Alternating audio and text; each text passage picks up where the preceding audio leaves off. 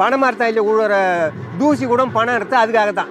Sir இது பொதுவாக சொல்ல போனால் பனை மரம்னா இது சும்மா இல்லை, பனை மரம். இந்த பனை மரத்துலேருந்து நுங்கு, சாறு, கல், பனங்கிழங்கு, பனம்பழம் அனைத்தும் இதில் கிடைக்குது. இது எல்லாம் இயற்கையான பொருள், கடவுளாக உற்பத்தி பண்ணக்கூடிய பொருள். பனங்கிழங்கு தின்னா மனிதனுக்கு உடம்புல இருக்கிற எலும்பு உறுதிப்படும். பனங்கல் சாப்பிட்டா உடம்புல இருக்கிற வியாதி குணமாகும். பனங்கற்கண்டு சாப்பிட்லாம். பனங்கருப்பட்டி அதில் டெய்லி காப்பி போட்டு குடிக்கலாம். எந்த மாத்திரை மருந்து சாப்பிட தேவையில்லை.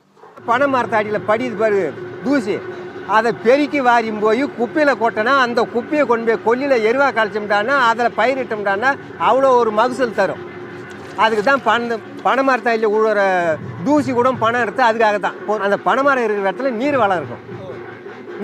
எவ்வளோ காய்ச்சல் வந்தாலும் நீர் வளம் இருக்குங்க அங்கே.